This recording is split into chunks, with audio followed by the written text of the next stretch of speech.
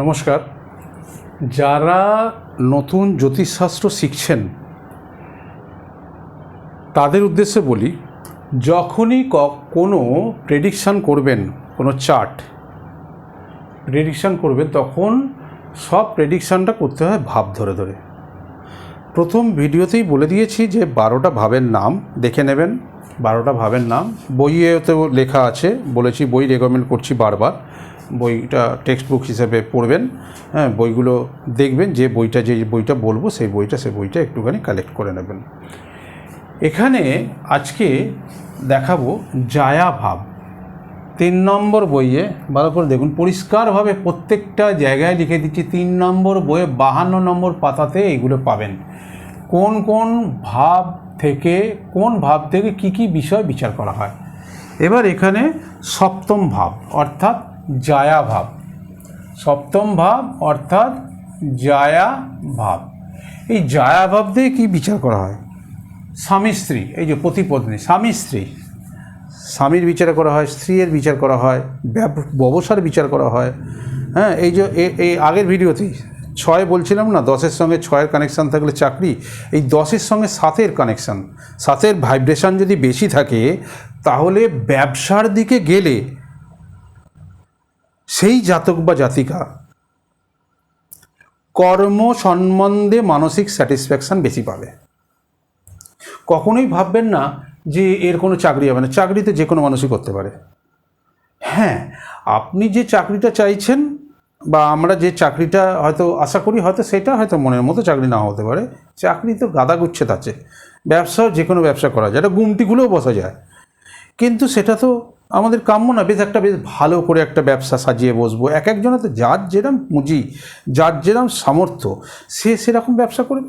পুঁজি না থাকলে আর বড় বড় ইন্ডাস্ট্রি করতে পারবে? সেগুলো পরে আসবো, অনেক পরের ব্যাপার, বিচারের সময় বোঝাবো। এখন উপস্থিত ব্যবসার বিচার করা হয় 7 নম্বর ঘর থেকে। তাহলে পতি পত্নী মানে স্বামী স্ত্রী, ব্যবসা, বিবাহিত জীবন।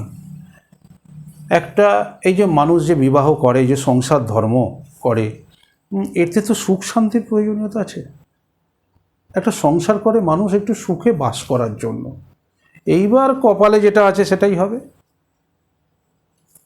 কপাল যদি ভালো হয় ভালো সংসার পাবে, কপাল যদি খারাপ হয় তাহলে ভালো সংসার পাবে না। জ্বালা যন্ত্রণা, না জানি কত মানুষ জ্বালা যন্ত্রণায় ভুগছে, আবার কত মানুষ সুখে আছে। সেটা কোথা থেকে হবে? তার চার্টে এই 7th হাউসে যদি ভালো গ্রহ থাকে বা কোনো অশুভত্বের ছোঁয়া না পায়, সেগুলো প্রেডিকশানের সময় সব দেখাবো, তাহলে দেখবেন তার বিবাহিত জীবন ভালো হবে। এবার তার সঙ্গে তো আরও আনুষঙ্গিক ভাব আছে, সেগুলো পরের কথা। তাহলে বিবাহিত জীবন, অংশীদারি পার্টনারশিপে ব্যবসা করব, প্রশ্ন করতে পারে কেউ, এসে বলতে পারে যে পার্টনারশিপে ব্যবসা আমি করব, চলবে? বা পার্টনারশিপে ব্যবসা করা উচিত? বিচার করে যখন বলবেন যে না, আপনার পার্টনারশিপে ব্যবসা ঠিক হবে না, আপনি সিঙ্গেল ব্যবসা করুন, বা পার্টনারশিপে ব্যবসা যেটা আসবে সেটা করে পরে বিচারের সময় দেখাবো। চুক্তি, গৌণমারক। এই গৌণমারক প্রতিটা ঘরের পরিপ্রেক্ষিতে দ্বিতীয় ভাব হচ্ছে মুখ্য মারক, আর সপ্তম ভাবটা হচ্ছে গৌণমারক। এখন কথা হচ্ছে কিছু যখন মারক পড়াবো, মারক বাধক এগুলো সব পড়াবো, তখন দেখবেন যে গৌণমারক, মুখ্যমারক, এই মুখ্যমারক কিন্তু সব ক্ষেত্রে দ্বিতীয়পতি হবে এরকম কোনো নেই। কিছু জায়গায় ব্যতিক্রমী আছে, সেগুলো পরে তখন বোঝাবো।